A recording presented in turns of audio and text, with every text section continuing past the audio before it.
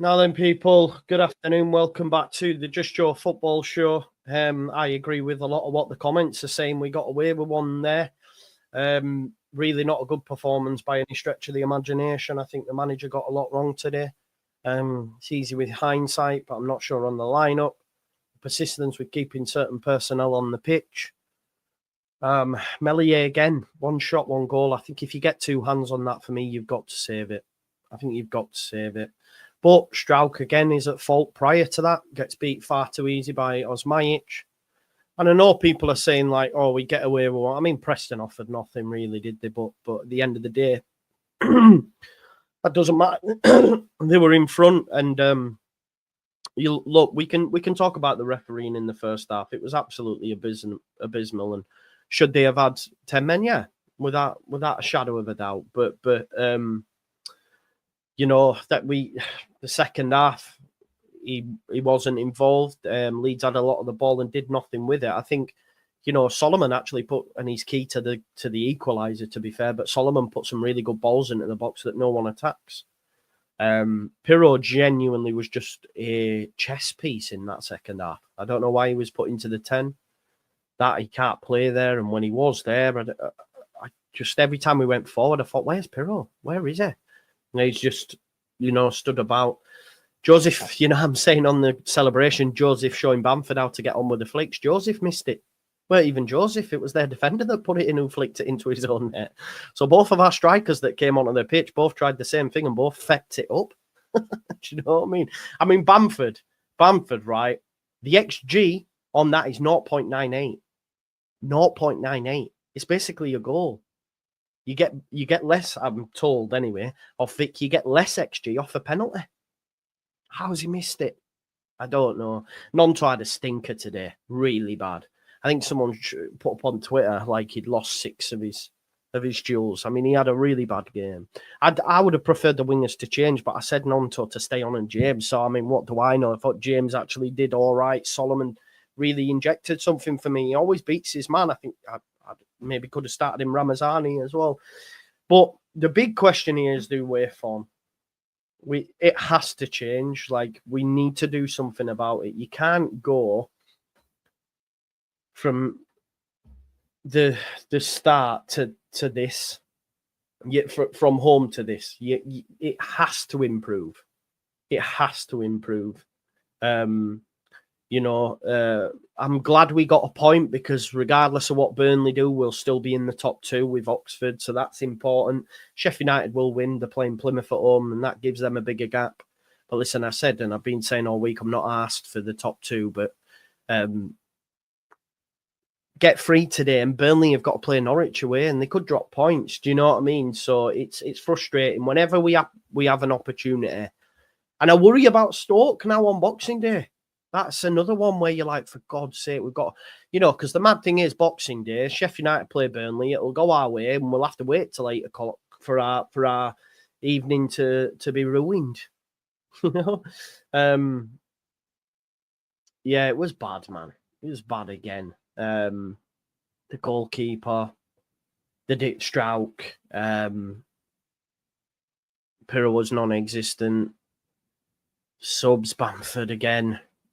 He just, you know, I will him to do well, because I want him to do well because of how much hate he gets. But then you're like, wow, worried about Stoke. But yeah, I was confident today, but I was worried about Stoke prior to even being confident. I'd said that Stoke away is one that always I hate, to be honest. Jimmy MC says that was a clusterfuck. I've defended Mez and Brendan. Yeah, Brendan, wow. That chance in the first half. What is he doing? It is bad. Both being poor. Even I'll look poor. Ref was on the tick. Things have to change against lower teams. They have to. They have to. They definitely have to. Yeah. It's bad. It is really poor. Right, let's get in the panel. Some more will be en route. They're just joining us now. We've got Joe B, we've got Darren, we've got Dillo, and we have Carl. Hey up, lads. Carl, I'm going to come to you actually first, because you haven't been on for a while, so you can sort of give us a wider thing on this away form and this performance and what's going on at Leeds United. So, Carl, over to you, mate. Well, hello, lads. Anyway, how are you all doing? How's it going, Carl? It was a bit of a mad performance. I think the overall thing from that was it simply wasn't good enough for me. I think the way teams set up against us, don't get me wrong, Preston played like a well-drilled side, like, you know what I mean? They set back, their defensive line was absolutely spot on. I think they caught us offside more often than we were onside, really. I liked the fact that the forwards that came on actually influenced the game. I thought Ramazani was quite lively. You know, I think he's still a bit wasted in the 10 role when Solomon came on. I think he's far better out wide for me. And Bamford, I don't know. Bamford was unlucky with that little flick. I think, you know, I feel he should have just taken it with the instep rather than trying to flick it. Like, but that's I suppose that's a discussion for a little bit further down the line. Daniel Farke needs to sort it out away from home. That's far too many draws now. I know I said before previously, get your home wins and draw away, but that's too many draws. You need a bit of momentum away from home as well, because it kills what we just did there midweek against Middlesbrough, you know. Yeah, you bang on the money. I mean, I had a look, and the last win, I think it's one win since September the 21st now. Obviously, that was our last away win against Cardiff, which, you know, we'll still find ourselves in the top two. But you're left thinking, like, it could be so much more, and it should be so much more. And I think I was just depressed about today's performance. I just feel depressed about it, man. I can't lie.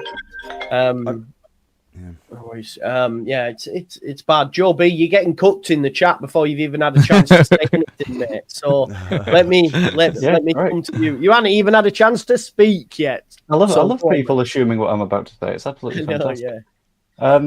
Before I get into absolutely anything, and this isn't like excusing anyone, because everyone's going to say you're just making excuses. No, grow up. Are we all in agreement that coward prick bastard of a referee should have put them down to 10 men, and that absolutely changes the game, 100%. right? Yeah, 100%. Yeah. And the only reason he's not given it is he's given him the first yellow card 4 minutes before, and it's like, that might be a bit... Which is a softer one. Yeah. Yeah. Okay, just getting that out of the way. Yeah, Melier made a mistake. Sure. I'll admit that. Well done, chat. Correct. But at the end of the day, everyone makes mistakes. There's a reason they're championship footballers, not Premier League or playing in the Champions League. Everyone's going to make mistakes on that football pitch. If you show me one player on that pitch today that didn't cock up somewhere, well done. Congrats, because somehow you found someone that didn't exist. Because we were just consistently making errors everywhere on the pitch. I like that. And it felt like we weren't able to put anything together at any point. And it was even the players that you can almost consistently rely on. It was even like Tanaka would give away the ball in a really stupid position, and you'd get Rothwell take a shot and it just goes into space. And nothing seemed to work until we made all the big changes, and we just sort of attacked them through volume, I guess.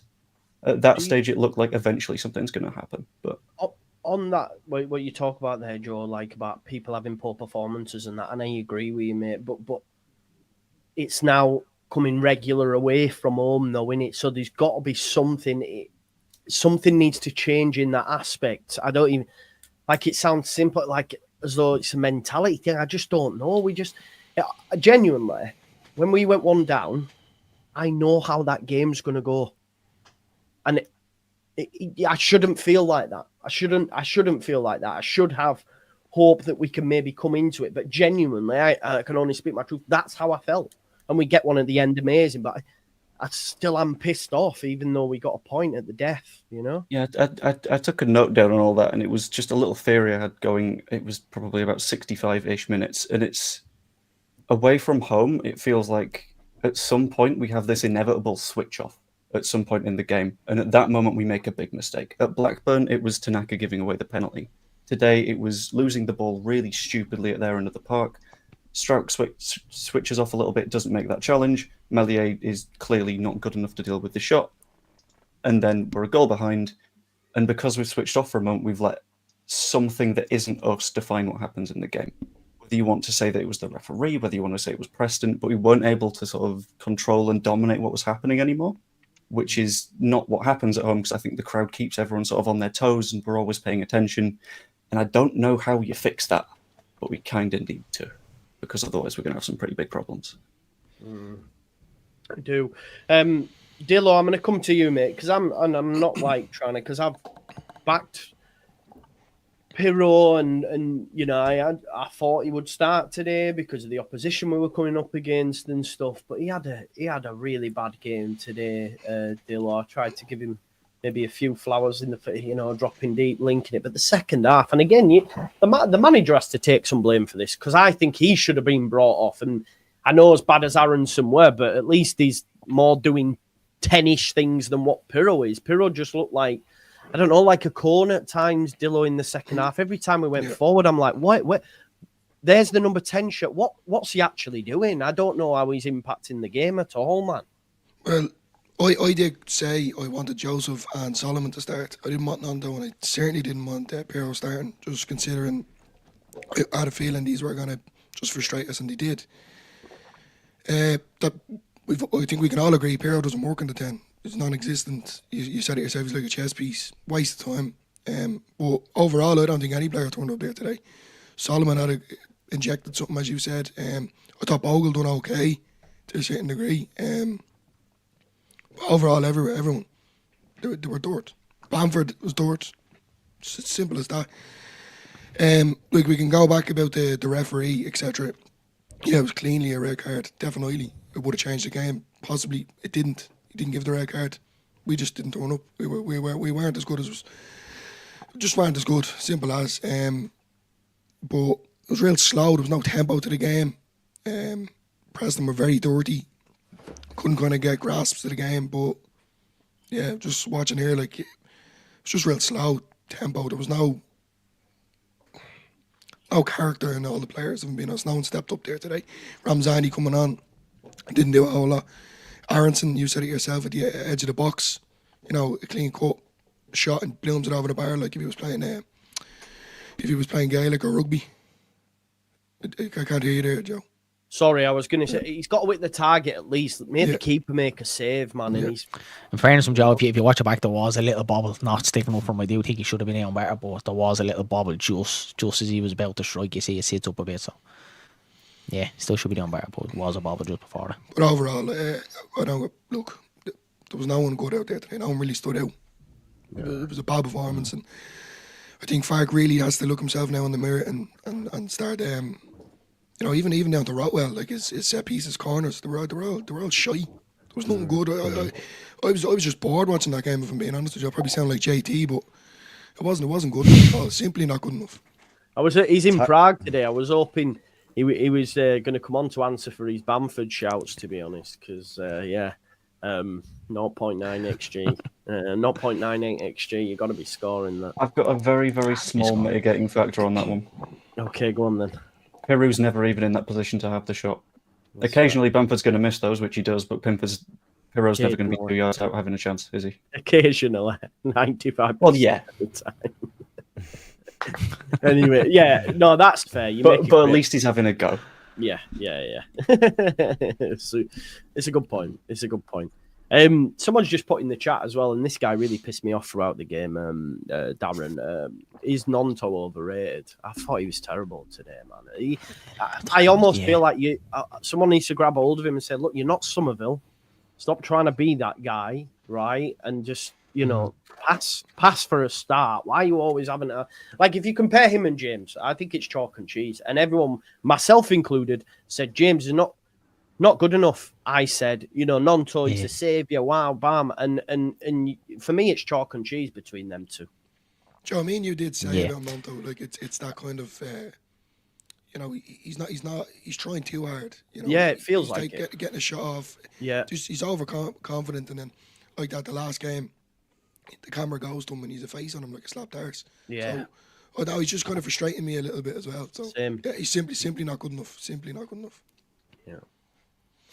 Darren? Yeah, do you to think? touch on the Nanto situation, myself and Dylan did speak about it in our match build up with Nanto yesterday. He hasn't been showing up for me at all, Joe. He's obviously dropped out the side a little bit a couple of weeks ago. He's moved him out to that left hand side. To be honest, he seems to be away from home. I don't know what Daniel Farke's thinking is, but it was the exact same at Blackburn. As soon as we went 1 down, he seems to swap Nanto and James back again. James just doesn't work on that left hand side for me because he's constantly coming in on that right foot. Nanto's drifting into the 10 position. It loses space down for Aronson. We look very narrow with no kind of width. It doesn't seem to work. But yeah, Nanto's general performance for me, he lost the ball a couple of times in the opening exchange, probably the first 25 minutes.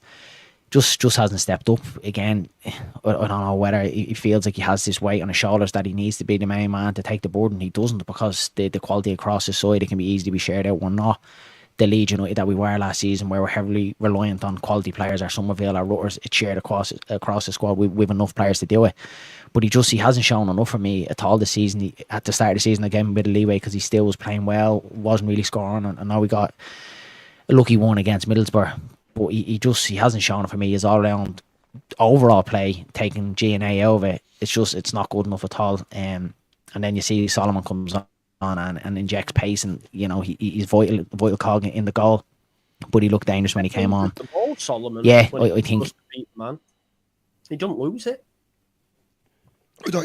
He was like that run from the left hand side right across the box. There was 4 or 5 of them nipping in trying to get challenges. Solomon couldn't get it off himself. Sorry? One of his first touches, he took a touch and it went straight into touch for a throw in. And he's always offside. I disagree, mate, massively. But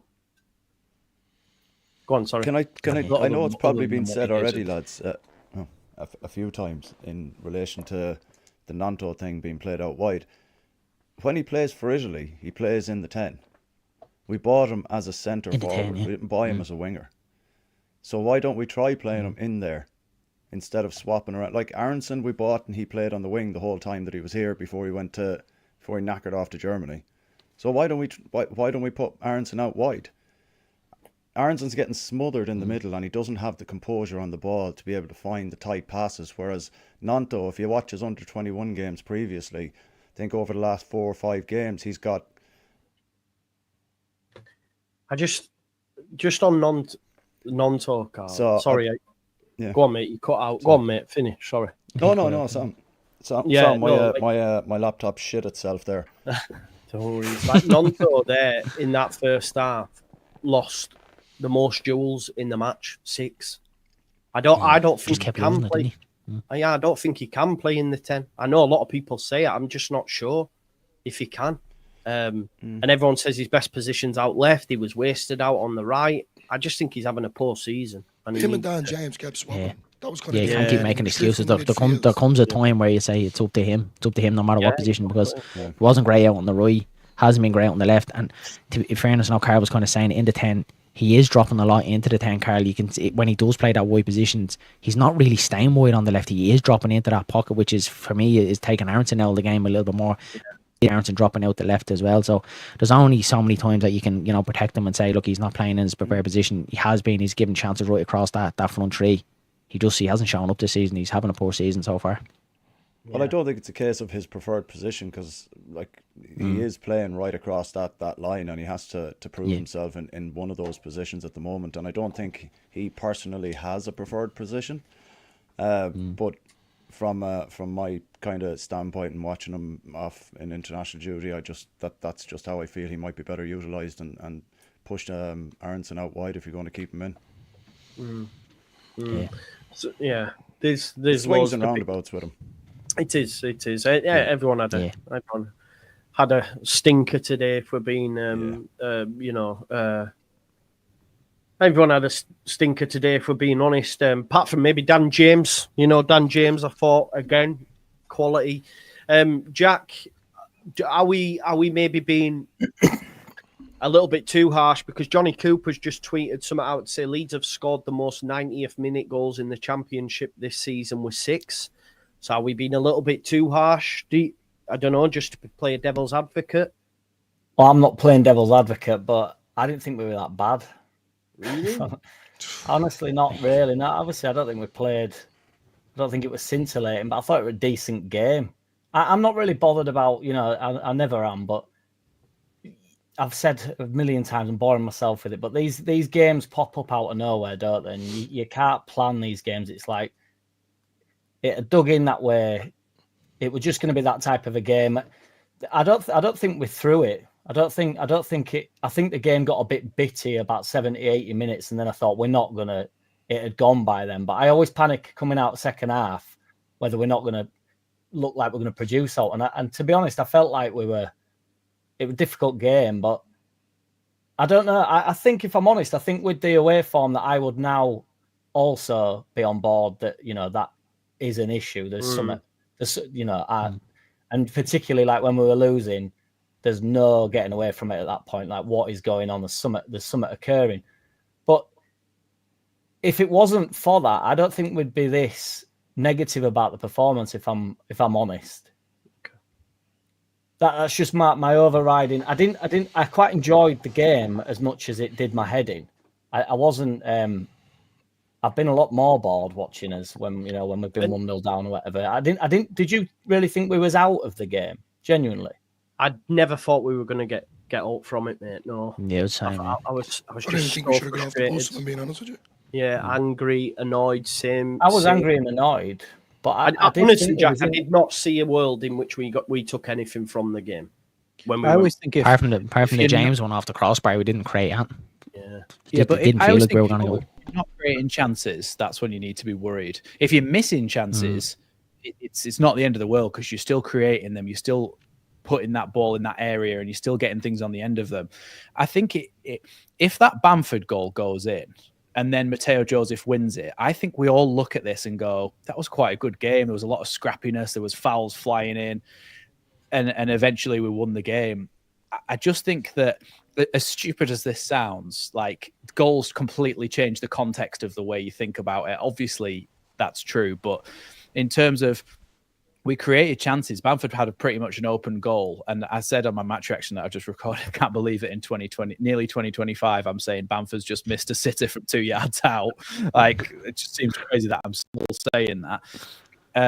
And then Dan James, if he gets a little bit more lucky and it just dips under the crossbar, like, we had the chances to score in those games, but it was always going to be a game where they were going to make it difficult for us. But I do think they deserve a bit of credit, Preston, because they were tried to play football, and they took their goal in the only portion of the game where they actually had any momentum, and like, that's what we've been trying to do consistently. There was a load of errors for our concession, but I agree with Jack. I just don't think that it was as bad as what we are kind of making out, because it can be frustrating at times, but I do think that James was a shining light in that game, where you can go, you know what, he's still doing something. And I think it's often been something that we've said about Dan James, is that he can't really create things on his own. He needs people to help him.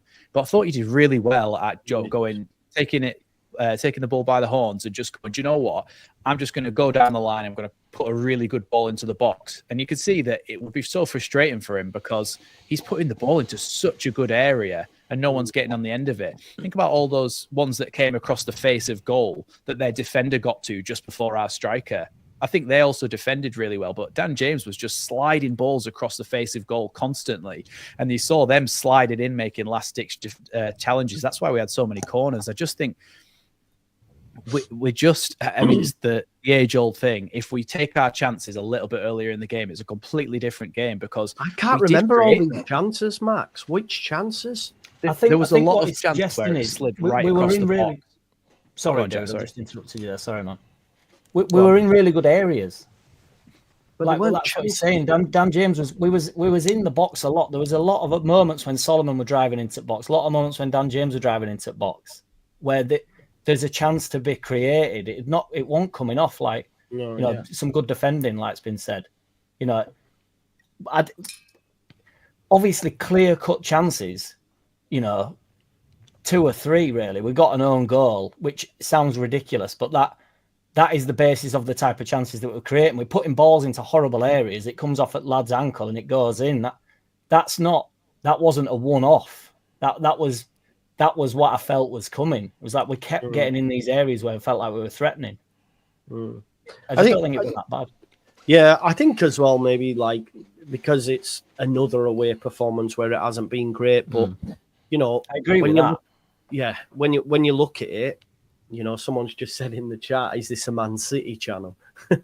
But you know, we have got 16 points out of 21. You know, losing what's that? So in 7 games, we've lost 1 and drawn 1 and won the rest. But I think it's just because it's the same old.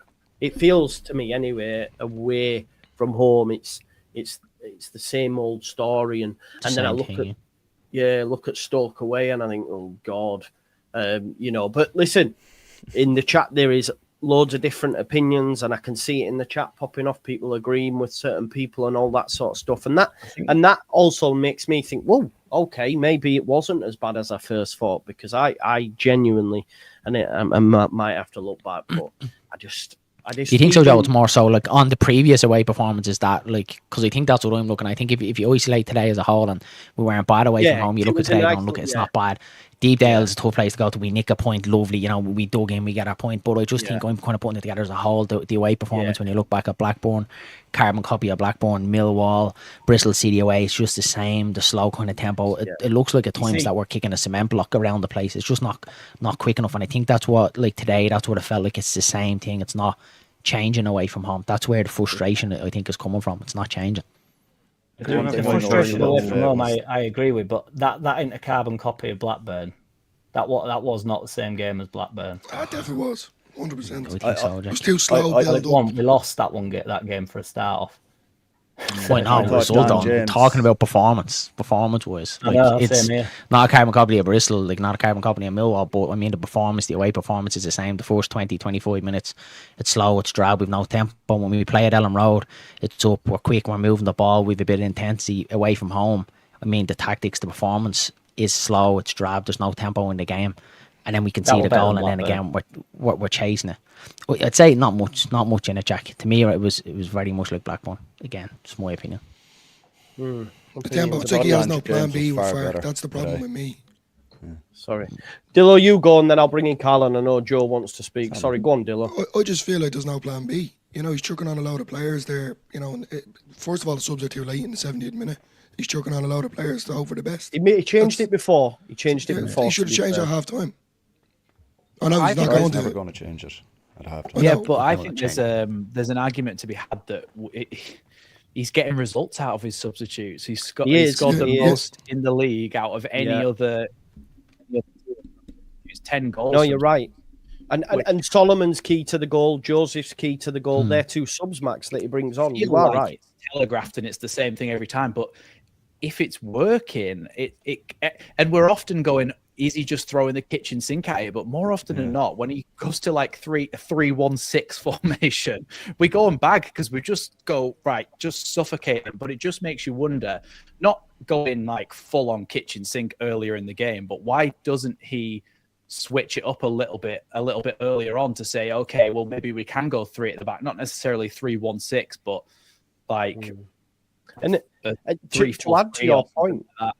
To add to your point, Max, we, like I said earlier about us getting 6 goals in the 90th minute, the most in the league. So there's probably something in that. But yeah, it does feel a bit Hail Mary, doesn't it? Like, oh, just throw everything on. And I think maybe none of us are managers, but like it almost feels like, well, I could do that.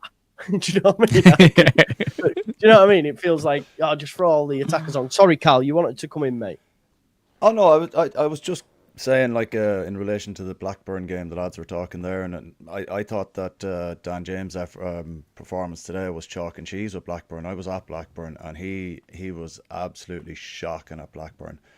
And to say that we've kind of looked at it, and today we're saying, oh, we were shocking, but Dan James was absolutely outstanding. It's like we need to.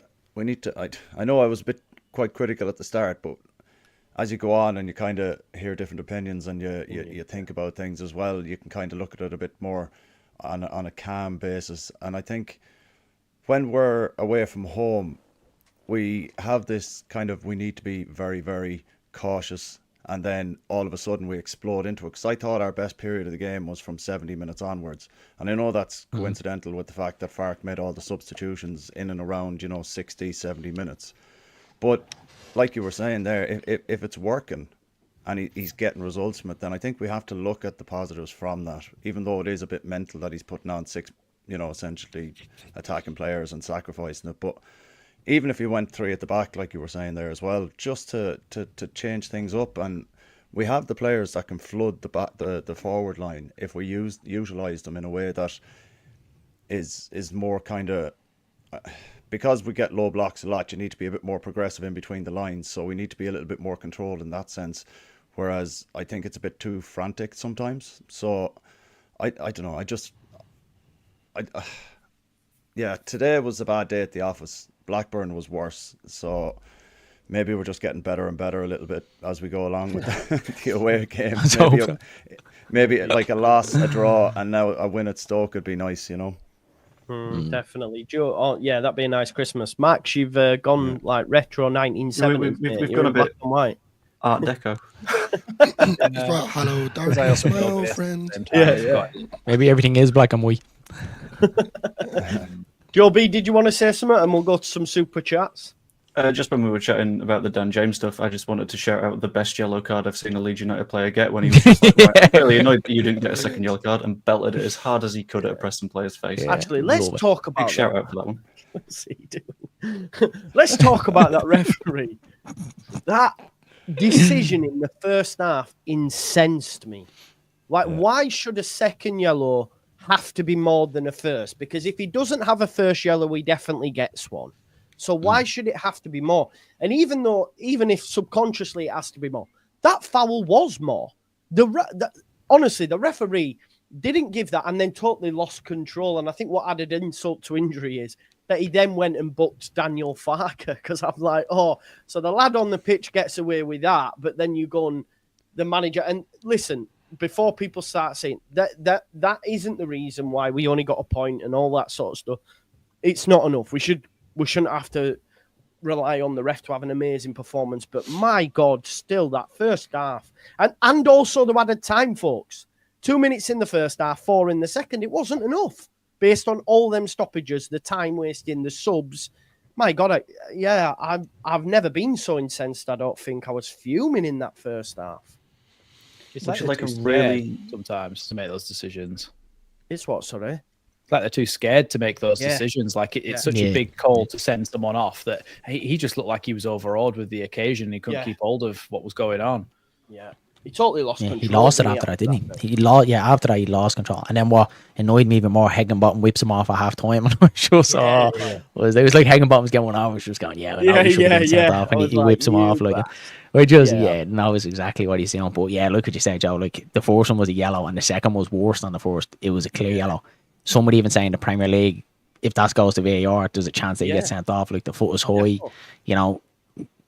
Bogle was lucky, any more impact than that, it could be in a nasty injury. It should have been a red, 100%. But yeah, look what you said, Joe. You can't hang it on the referee. He did lose it after that for 10 minutes. It ebbed and flowed. James gets booked in as well. Fark gets booked, and I think Rodon had a little scuffle as well in our box as well. So our players were frustrated that he didn't get sent off. But again, you kind of have to keep a cool head. You can't let it get the better of you. So not fully blaming the referee, even though he did have a horrendous day.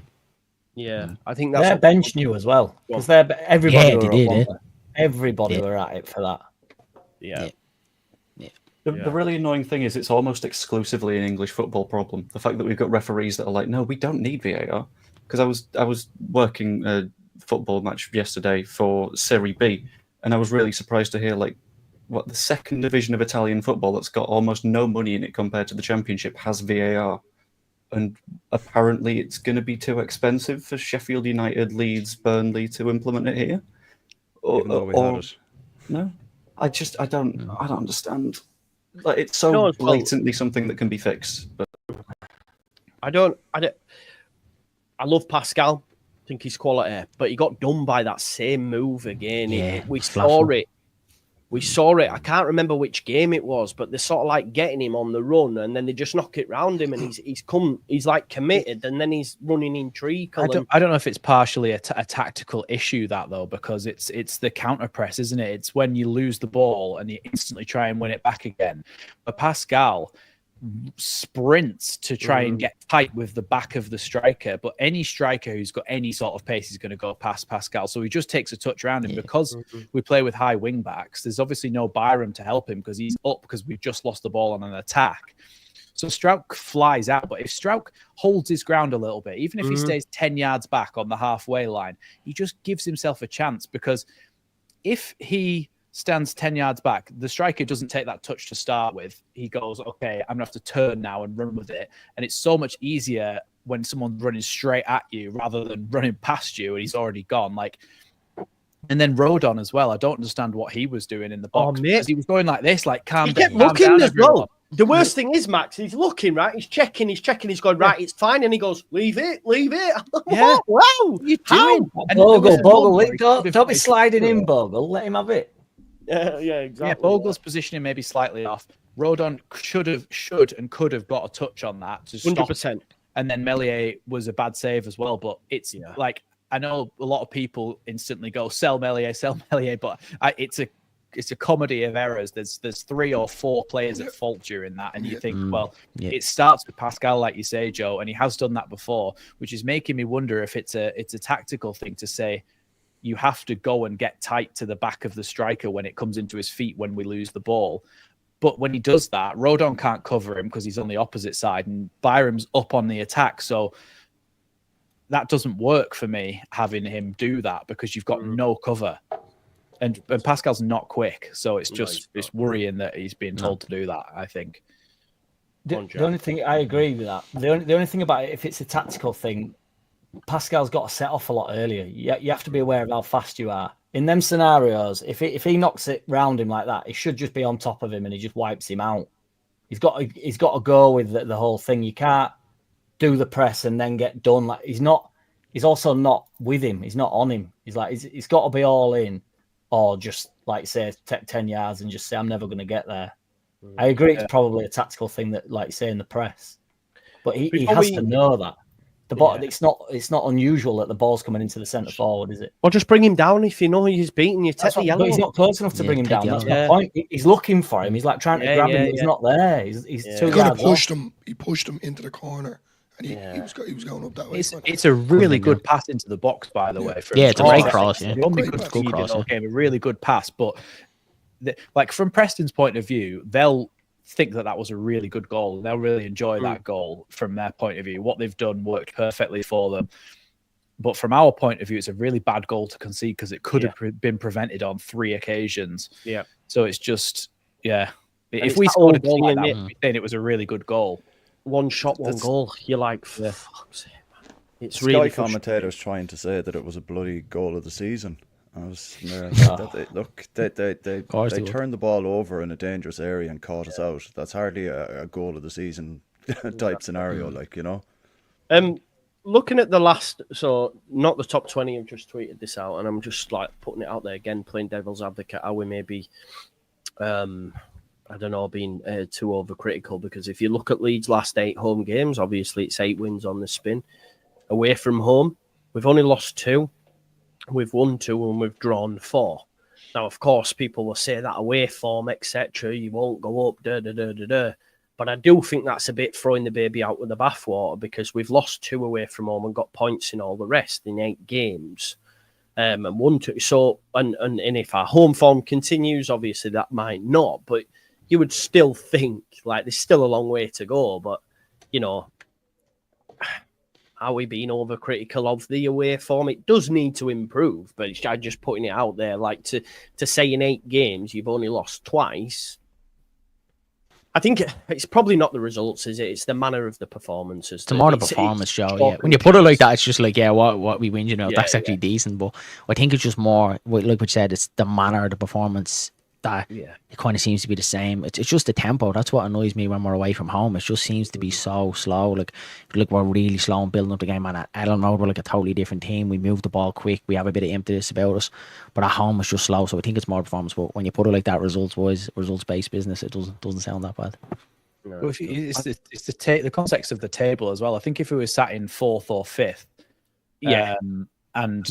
we were having that kind of away form. But when you look at it, we are keeping up with Sheffield United in first. I know Burnley have got a game in hand on us, but we're still now 3 points ahead of them. So even if they win their game, we're still ahead of them and we're in second still. I think, look, a lot of the time, championship winning teams build their platform off a home record, and we very nearly did that last season by having a really, really good home record, and we've carried that on. So I think someone said in my stream before that they hope that our away form doesn't start rubbing off on our home form and cause us to start falling apart at home as well. But I said, it's all about how you look at it, though, because what if our home form starts to rub off on our away form and we start winning games? Like, it's all just perspective, isn't it? And I think, like, I don't see why in certain games we can't go away and play like it's a home game.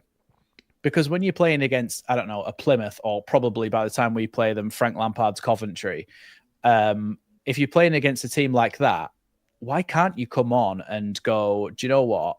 Let's play like this is a home game. Let's absolutely smother them and play with the confidence that we do at home. I know it's easier said than done, but certain games, I do feel like when we play away, we're a little bit more tentative and hesitant to move the ball as quick in case we get caught out or something. But if we just actually put a team to the sword away from home one time, I feel like it could really kick us on in that respect and go, do you know what? We don't need to be so scared of playing these away from home.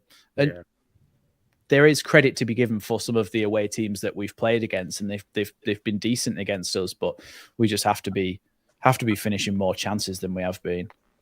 Yeah. That could be a lot of the frustration with the fan base at the moment, is that the home form is so good, and to watch the performance against Middlesbrough on Tuesday night and then see nearly a polar opposite performance on a Saturday just because we see what we're capable of, and then we go, that it's baffling and frustrating, and maybe that's where the annoyance is coming with not getting that win, even though we've got 7 draws and 2 losses. You know what I mean? So maybe that's what it's all about. Like, would it help everybody if it were more even? Do you know what I mean? So if we'd had a few more draws at home and stuff, and it were a bit more like, it'd just be our form, wouldn't it? Whereas we've got away form issues. Whereas, you know, if you spread it out, I'm all for spreading it out. I think. I know that you're having a laugh. Look, there is something in that people would not be as upset about it if it wasn't once so it's black noticed, and white. it becomes. And I agree. I'm now thinking our away form's a problem. So once something's highlighted, it does become a problem. But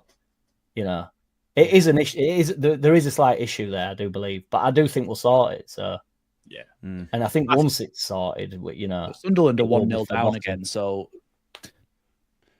well, if you compare it to last season, it's probably the same kind of away form as last season. You know, Granted, we got one or two of those against Ipswich and Leicester, mind. But after Christmas, then we went on like 10 or 11 unbeaten run, and that includes away games. So who's to say that's not going to happen again after Christmas? Yeah, and we didn't lose, and look. Leicester lost 11 games last season and went up. Normally, on average, champions lose 7 to 8. Still only lost 3. We're more than halfway, you know, there or thereabouts. I think we'll be all right. Like I say, it's just because it continues to be away. It'd be mad, wouldn't it? Because you're right. It's like we could win the next 2 home games, right, and then play Blackburn. So we could beat Stoke and then beat Derby away, and then lose to Blackburn, and we'd be going, oh, away form now, man. We've lost at home. It's all going to get thrown in. So I hear it. I just think for me, though, I think the biggest concern for me is the performance difference. We look like dominant. I know we played like Luton and all this, and we show different facets to the game against Middlesbrough. And then the Preston one, I'm like, I saw that last week. I saw that the week before. Yeah, the game, but it's, I don't know, like, I agree with what Darren's saying, maybe about the tempo, the missing of chance. I don't know. It just... Yeah, it is what it is. Well, let's go. At least we're consistent, you know. Yeah, away from home. At least we're consistent with it. It's true. It's true. One thing to go away. Yeah, it's true. Right, we've got some super chats. Jamie MC says that was a cluster. I've defended Mez and Brendan, but both put. I think I read this. Even our look poor. Ref was on the take. Things have to change against lower teams. Reese says we are desperate for a genuine, creative number 10 player in January. It would solve so many problems, and maybe a new goalkeeper. Folks, the 10 is crucial buy for me. Does people agree? I don't think they'll buy a goalkeeper. just like No, it. I don't think so. It is what it is. You have to lump it. They're not going to do that. But I think a 10 would be ideal for me. Someone who can Wendy is score. still not getting game time at Villa, so Yeah, that's a you show. might snap your hand off for that. here's a good Yeah, point. even a loan for these for the type of caliber of player that you're talking about is a really good move. I think we talked about it last week or the week before, where a lot of the times when teams go up in the Championship, they sign a loan player in January who makes a big difference for them. And signing someone from the Premier League on loan rather than spending some money on a number 10 from abroad or whatever, it could be a very good tactic to get us up. And look, if somebody does come in like Buendia and play really, really well for us, there's every chance you could buy him if you went up. Yeah. The other thing as well, you take a massive risk if you try and buy someone in the January window just to get you up, but they're high-end Championship, but just not cutting it at Premier League level, and that's the risk you run forking out for a player like that, because, like you said, you go abroad, that's the chance you take. So it's a difficult one. It is. William says Bamford in people need to pipe down. Poor mentality comes from the manager. I don't know what that is in relation to. But yeah, I don't know. Vic says, for a team at the top of the table, we have a goalkeeper who was near the bottom for every key metric and being outperformed by keepers at mid-table sides. One shot, one goal. It's a constant thing, in it. But then he does, look, to be fair to Mez, and I know I agree, I think I would like a change there, especially in the summer.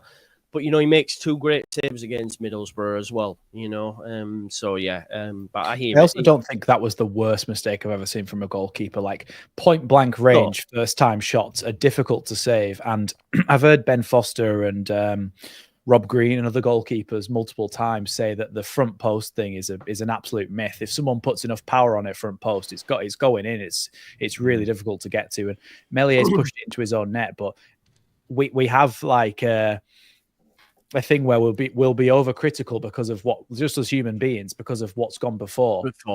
It's like the away form, innit? It's like the away form. It's exactly if we see any other goalkeeper palm a shot into the bottom corner of his net from that distance on a quick shot first time, I don't think we go, oh God, their goalkeeper made a terrible mistake for that goal. I don't think we say that. I think we've got a very much, as a fan base, we've got a history with that goalkeeper and mistakes that he's made, and we tend to go, if it's even a little bit of a he could have done better, it's oh God, he's made a terrible mistake, sell him. The chat's just like sell him.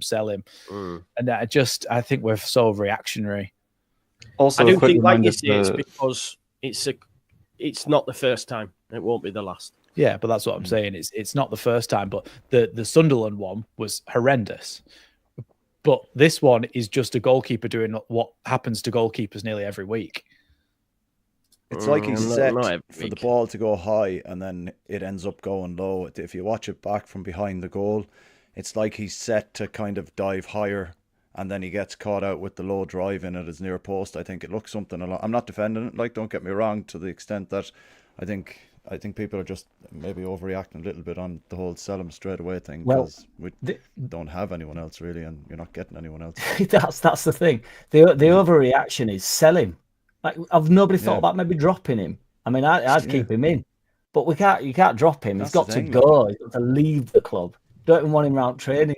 But that's also the thing as well. It's like, can't we drop him first? People automatically think that whatever we've got, if someone on the first team is not performing well, that whatever we've got on the bench or in the reserves is automatically better. But Carl Darlow isn't a goalkeeper than Meslier, I don't think. No.